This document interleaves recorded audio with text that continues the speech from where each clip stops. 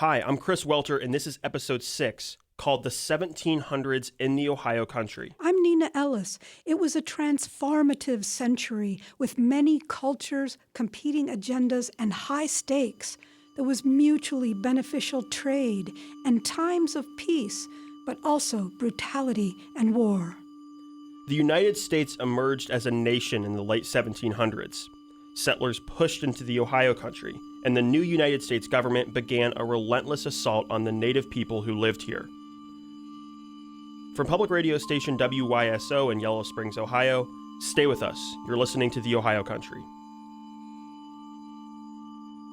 If you're a baby boomer, American history narratives and popular culture usually have white settlers, explorers, and frontiersmen at center stage.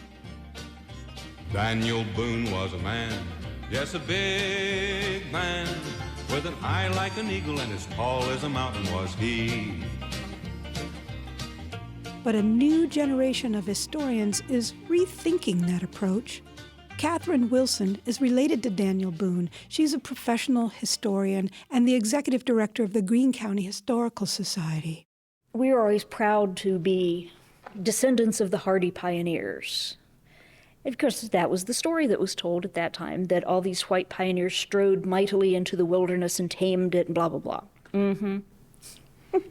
Cameron Shriver teaches history at Miami University, and he's affiliated with the Miami Center there. He works side by side with Indigenous scholars and researchers, and people like Catherine Wilson, who see early American history and the Ohio Country in a new way. The U.S., I would say the Old Northwest is really set up to create violence over the territory. So the new United States empire is premised on an idea that it will acquire Indian land. And that's not going to happen naturally or easily or quickly. It requires a great deal of blood and treasure to make that a reality. We're going to take some giant steps through history here. In the last episode, we heard about the Spanish arrival in the Western Hemisphere.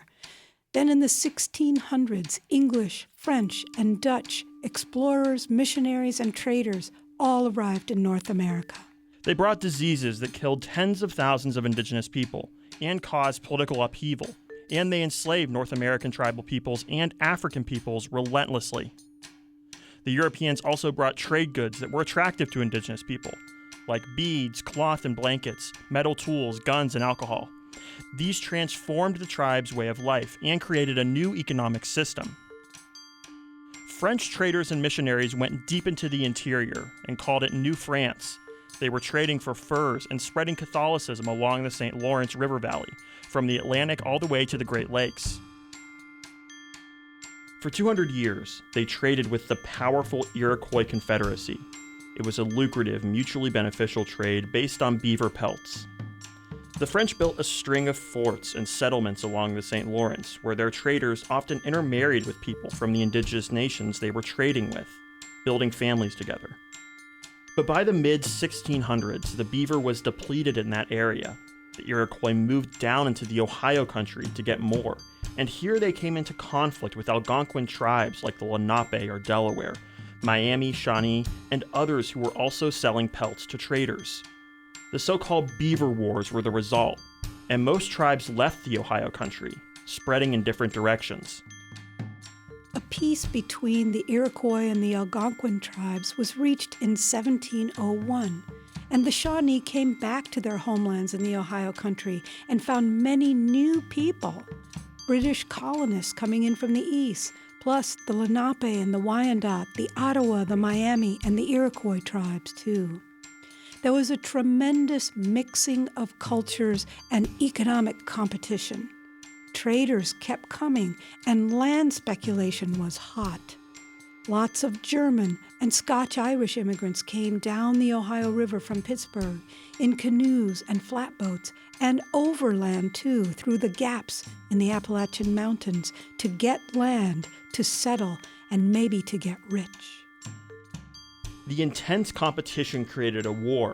The British called it the French and Indian War, and when it ended, the British Crown kicked out the French and claimed control of all the land from the Ohio to the St. Lawrence and west to the Mississippi. British claims to ownership over the Great Lakes and the Ohio Country threatened tribal sovereignty.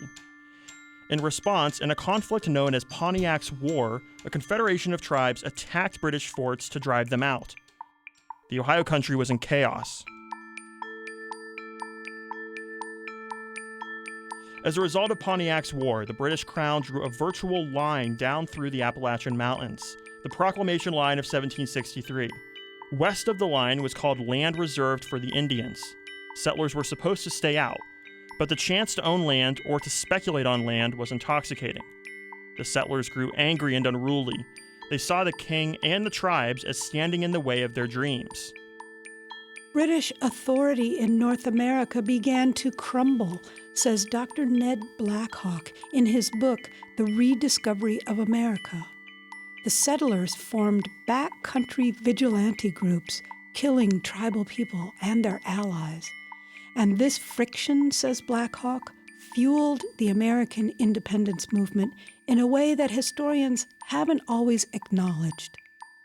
The American Revolution, says Dr. Blackhawk, wasn't just the Eastern Seaboard colonials' rebellion against unfair taxation.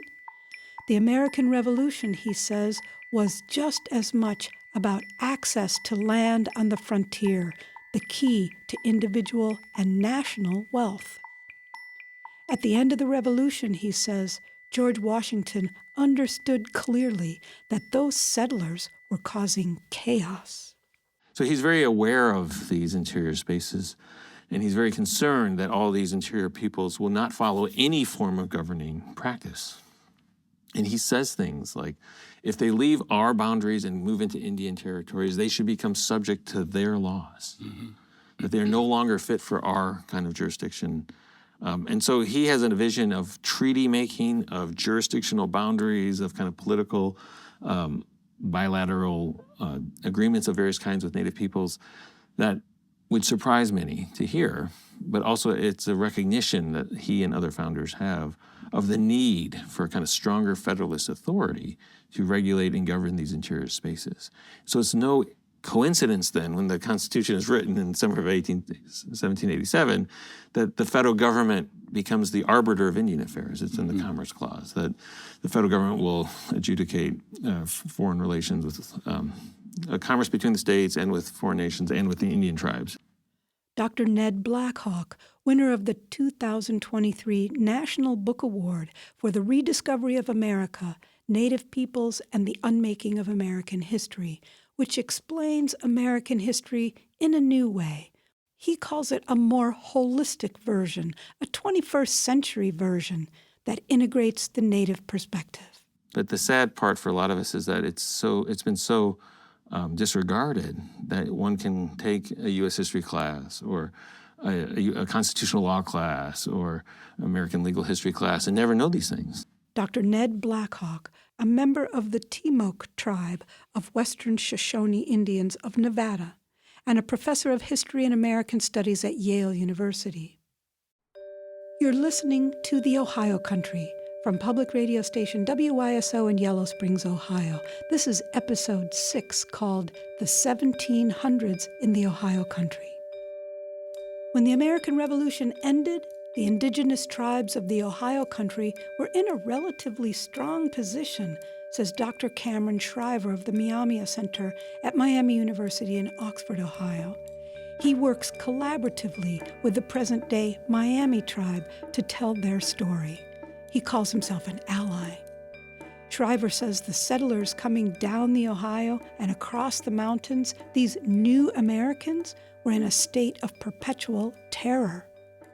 The tens of thousands and then hundreds of thousands of people that are flooding across the gaps, across the Appalachians, a lot of Pennsylvanians coming down the Ohio River on barges that are forted up so that they won't be attacked.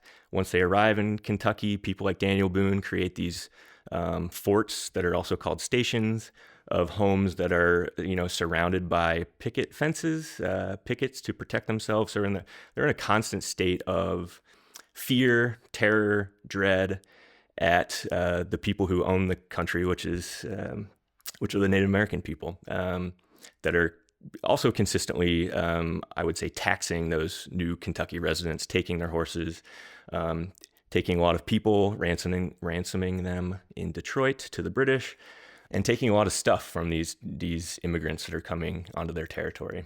So it's very clear to the early Kentuckians who has the power, and it's not them. It's the native people on the other side of the Ohio River, what they call the Indian side of the river.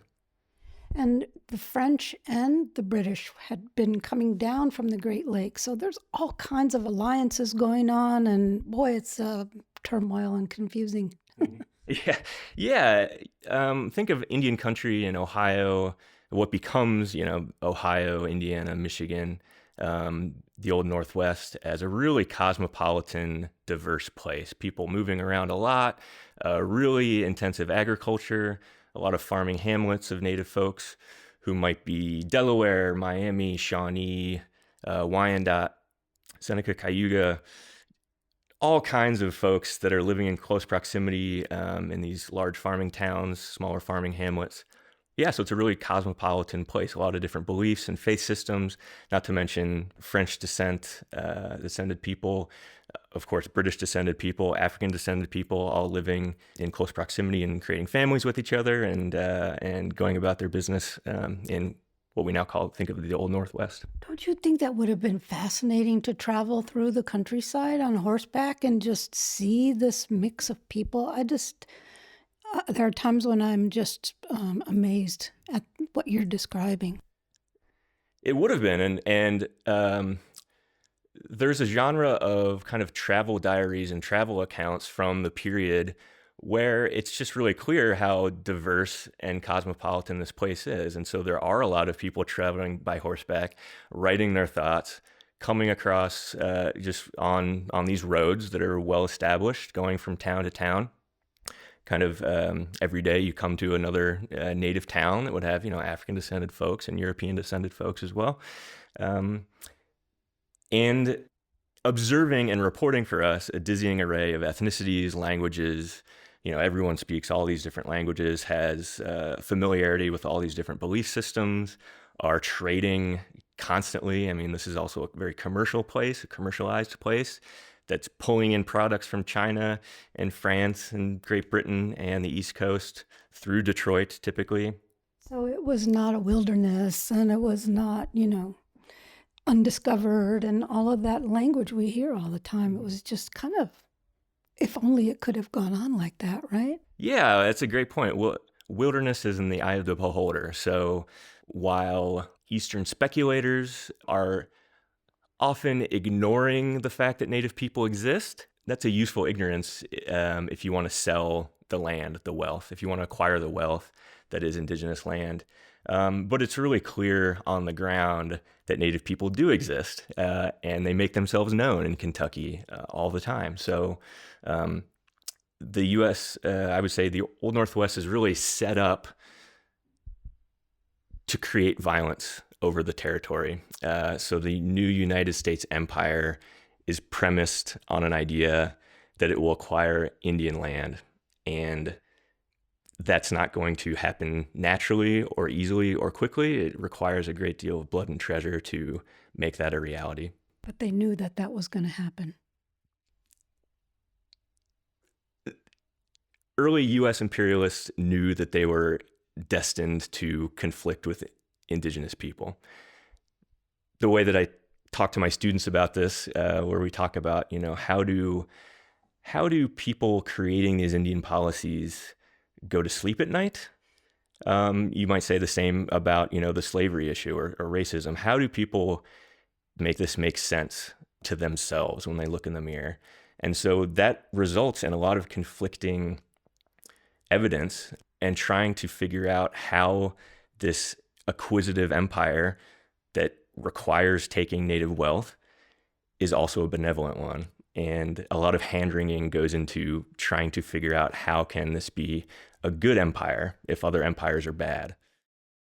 There may have been hand-wringing, as Dr. Shriver says, but still, a bloody war broke out in the 1780s between the tribes and the Kentuckians who had organized themselves into militias. It was a war within a war. The American Revolution was still raging. At that time, southern Ohio was home to 4 divisions of Shawnee, who lived in farming communities like Old Chillicothe on the Little Miami River and 12 miles north at Peckaway on the Mad River. More than 1,000 people lived in each place. And after several years of raids back and forth across the Ohio, General George Rogers Clark, a Virginian, and his fighting force made up of Kentucky militiamen, including former fur trader Daniel Boone, were sent here. They hauled a brass 6-pounder cannon up from the Ohio River and blasted it at the villages and burned their fields. The Shawnee escaped, but a Kentucky militia force came back a few years later and raided Shawnee villages further north in present-day Logan County, again burning fields and homes. The American Revolution ended, and the U.S. signed a treaty with the British in 1783. But fighting continued with the tribes. With its new constitutional powers, the U.S. government negotiated treaty after treaty to try and create peace and smooth the way for the sale of land and the settlement of the Northwest Territories. They badly needed the money. In 1787, meeting in Philadelphia, the Americans wrote the Northwest Ordinance, a plan for how the territories would be governed and how they would become new states. It famously declared that there would be no slavery in the new territory, and, says Dr. Ned Blackhawk, it gave the federal government an exclusive authority to dispossess Native nations. Dr. Cam Shriver reads from Article 3. The utmost good faith shall always be observed towards the Indians. Their lands and property shall never be taken from them without their consent, and in their property, rights, and liberty they never shall be invaded or disturbed, unless in just and lawful wars authorized by Congress. But laws found in justice and humanity shall from time to time be made for preventing wrongs being done to them and for preserving peace and friendship with them. If you didn't know what happened, you'd say, wow, that's really nice attitude. We're going to move ahead here. We're going to be friends. But it couldn't be. It's the opposite of what happened. It's the opposite of what happened. So why that language? Yeah, it's part, to me, it reads part founding ideals of the United States and part lawyer. So this document, like so many, like the Constitution, this is drafted before the Constitution. So when this is being drafted, the same time period that the United States, its elected leaders are going through the difficult process of rejecting its first government under the Articles of Confederation and moving towards a more central, more active administrative government called the U.S. Constitution. And these are things written by both intellectuals and lawyers. And so the utmost good faith is kind of a legal term coming out of English law that's pretty new, but there's these phrasings that are not entirely clear how they end up written into this otherwise kind of lofty, idealized language of virtue and freedom and liberty, good government, happiness of mankind. These are very generalized terms, and they're just kind of freely applying them to the United States and its hopeful relationship with people it intends to colonize. The American Revolution was over, but the Northwest Indian Wars dragged on. In 1790, an American general named Josiah Harmar was sent to subdue the Confederated tribes, and he was overwhelmingly defeated near the Miami village of Kikionga at present-day Fort Wayne, Indiana. And soon after that, the tribes won another decisive victory in Ohio at the Wabash River. Aya cheke, chechakokwa Wayneswiane, nilamitasenia miamiquia. Hello, my name is Diane Hunter. I'm a citizen of the Miami Tribe of Oklahoma. Welcome to St. Clair's Defeat Revisited, a new view of the conflict. Diane Hunter and a group of other Native women scholars, collaborating with archaeologists from Ball State University and the Ohio History Connection, have created a new exhibit at the site of the Battle of the Wabash. It represents a collaborative effort in Ohio to tell the indigenous version of Ohio's history. This new museum exhibit tells the story of how General Arthur St. Clair's force was trounced by a confederation of tribes. This is the narration from the introductory video at the exhibit. Marching north from Fort Washington, present-day Cincinnati, Ohio, the 1,400 U.S. troops built a chain of forts. Miami and Shawnee scouts monitored the Army's progress, and runners were sent to other tribes, asking them to assemble in Kikayonga. For the men to go to battle, they had to explain to the Women's Council why they were going to battle. The women knew how much food was left in their village, knew the condition of the men, knew how many people would be left in the village. They made a vote as to whether, yes, this is important. We had battles because they were fighting for a cause they believed in. On the evening of November 3rd, as St. Clair and his army camped on the Wabash River, 60 miles southeast of Kikayonga, 1,400 native troops from 9 tribes assembled on a high ridge just northwest of St. Clair's encampment. The tribes positioned themselves into a huge crescent formation, out of sight of St. Clair's army. Here's the U.S. Army. They're on the Wabash River, and they think they're much further north on the St. Mary's River. They don't pay any attention to the terrain around them, where the native troops are alert, they're paying attention, they know the land, they have a strategy, they have a plan, and they do it. When you look at that, is it any wonder the outcome? At dawn the next morning, the Miami, Shawnee, and Delaware attacked St. Clair's army. Simultaneously, the Wyandot, Seneca, and Cherokee on the left, and Ottawa, Ojibwe, and Potawatomi on the right of the crescent surrounded St. Clair's camp in less than 15 minutes. The crescent formation was a common strategy that had been used by native forces. This was huge because we had 9 different tribes and a large number of men fighting. What it allowed us to do was to almost surround them. Brilliant strategy. And St. Clair and his men couldn't see us. We planned it and we executed it perfectly. And that's why it was such a victory for us. We all played our parts. We all did what we needed to. The cooperation between the tribes is what ultimately led to this victory. Despite the equal number of combatants, the U.S. casualties were enormous. Over 650 U.S. soldiers were killed.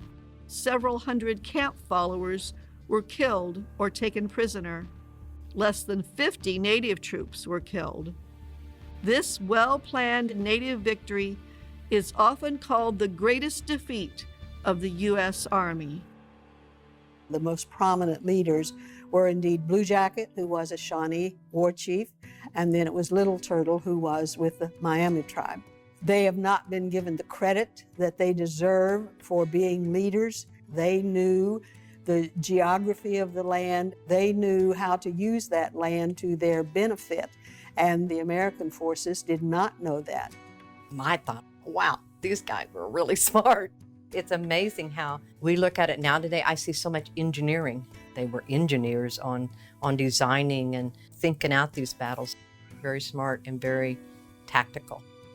A lot of people think of the tribes as being uneducated and savages, but that's not the case. There are so many different things that the natives did that are not recognized. Having this victory pointed out at a strategy point of view, it shows that we did have the intelligence. When President George Washington learned that another American force had been so badly beaten, he was furious, according to accounts from the time, and he hired a controversial general known as Mad Anthony Wayne and sent him to the Ohio country to try to vanquish the tribes again. That's coming up in episode 7.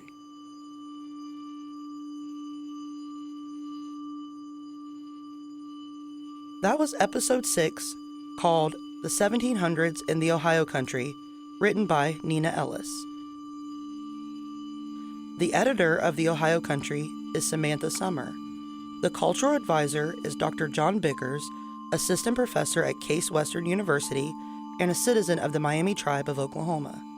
Flawn Williams is the audio mixer, and the composer is Evan Miller.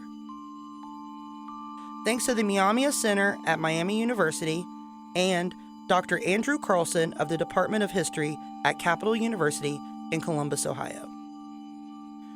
Audio of Dr. Ned Blackhawk was excerpted with permission from the Yale University Press podcast, Episode 108, The Unmaking of U.S. History. Episode host, John Donatich, Director of Yale University Press. Episode guest, Ned Blackhawk, the Howard R. Lamar Professor of History and American Studies at Yale University and author of The Rediscovery of America, Native Peoples, and the Unmaking of U.S. History.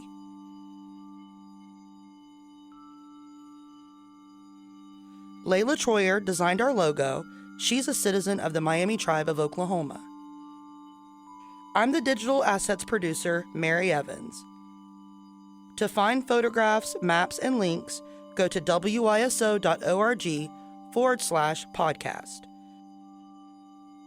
This program is made possible through a partnership with Ohio Humanities, a nonprofit that shares stories to spark conversations and inspire ideas, and by the National Endowment for the Humanities, A More Perfect Union initiative.